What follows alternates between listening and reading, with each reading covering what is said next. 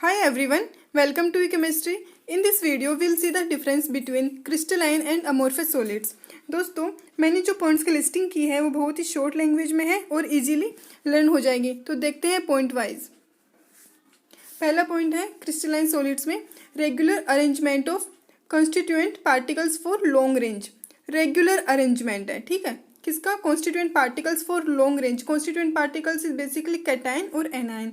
ठीक, यहाँ पे हम देख सकते हैं green balls if we consider cation and pink balls anion. तो रेगुलर अरेंजमेंट हमें यहाँ पे मिलेगा, ठीक है. Green green green, pink pink pink, इस तरह से. तो रेगुलर अरेंजमेंट होता है यहाँ पर. वहीं पे अमोर्फस सॉलिड्स में क्या होता है? Regular arrangement of constituent particles for short range. यहाँ पे डिफरेंस कहाँ पर आ रहा है? शॉर्ट रेंज में आ रहा है. अभी कभी कभी क्या होता है, बुक्स में ये भी लिखा हुआ मिलता है कि इरेगुलर अरेंजमेंट है, ठीक है. इरेगुलर अरेंजमेंट बोल सकते हैं, फिर regular arrangement for short range. ये चीज़ ध्यान में रखनी. यहाँ पे शॉर्ट रेंज ऑर्डर होता है, यहाँ पर long range order. Main difference यहीं पर है. अभी देखो क्या होगा यहाँ पर, ग्रीन ग्रीन अगर हमें मिलेगा भी ना तो वो कुछ टाइम्स तक ही मिलेगा. ग्रीन ग्रीन फिर पिंक, ग्रीन इस तरह से, फिर पिंक पिंक पिंक, फिर ग्रीन मिलना स्टार्ट हो जाएगा. तो बस ये ध्यान रखना, इसमें लॉन्ग रेंज है और इसमें शॉर्ट रेंज ऑर्डर है. क्लियर. अभी होता क्या है यहाँ पे, लॉन्ग रेंज ऑर्डर होने की वजह से फोर्स ऑफ अट्रैक्शन होता है वो क्रिस्टलाइन सॉलिड्स में क्या होता है? ज़्यादा होता है, जबकि अमोर्फस सॉलिड्स में क्या होता है? फोर्स ऑफ अट्रैक्शन कम होता है, ठीक है.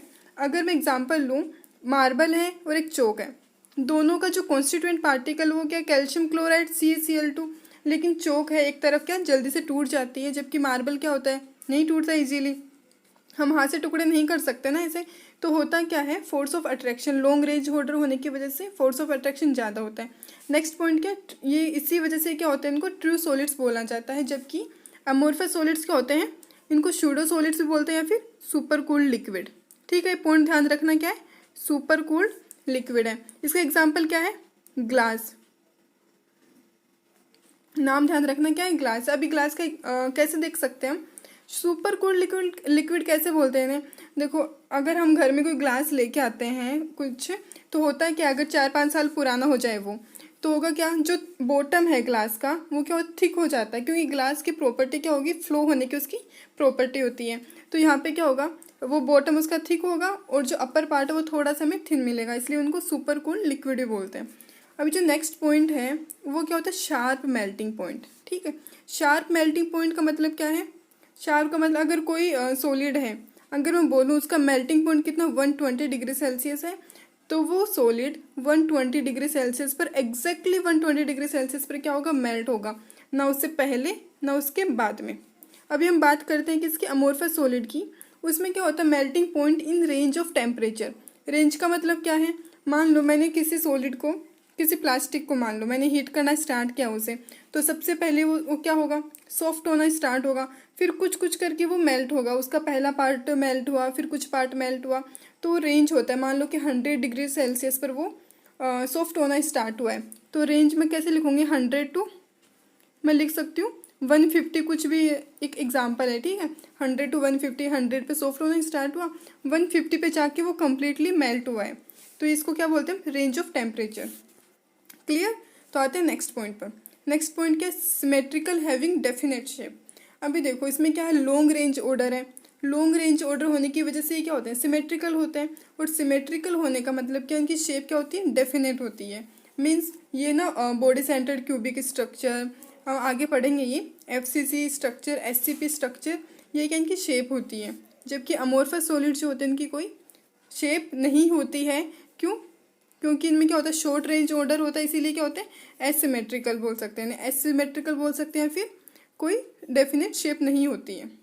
क्लियर हुआ यहाँ तक. अब आते हैं नेक्स्ट पॉइंट की तरफ. बहुत ही इंपॉर्टेंट प्रॉपर्टीज है ये, ध्यान रखना, पूछ ली जाती है एग्जाम में. अभी होता क्या है, जो क्रिस्टलाइन सॉलिड्स होते हैं वो कैसे होते हैं नेचर में? एनआइसोट्रोपिक. और यहाँ पे ये अमोर्फस होते हैं आइसोट्रोपिक. अभी ये है क्या? आइसोट्रोपिक और एनआइसोट्रोपिक.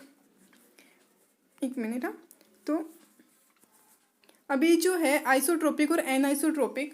एनआइसोट्रोपिक में क्या होता है? बेसिकली जो फिजिकल प्रॉपर्टीज़ होती हैं, अगर हम अलग अलग डायरेक्शन से उनको देखें तो हमें अलग अलग प्रॉपर्टीज़ मिलें, तो उन्हें क्या बोलेंगे? एनआइसोट्रोपिक.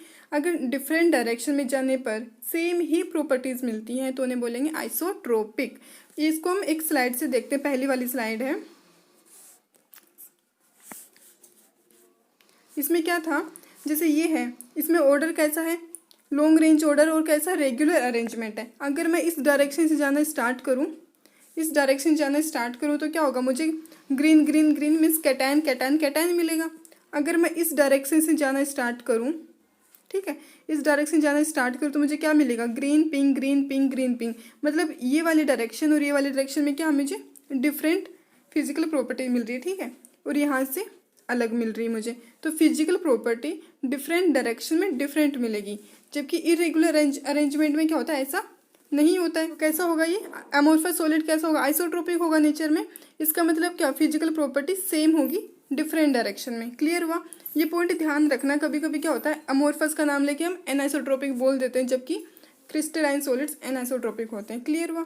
अभी क्रिस्टलाइन सॉलिड्स हैं, एग्जाम्पल कौन से, जो भी सोल्ट होंगे मेटल के, कॉपर सोल्ट है, आयरन सोल्ट है, sodium chloride, potassium chloride, quartz, ये सारे कैसे हैं, क्रिस्टलाइन सॉलिड्स हैं।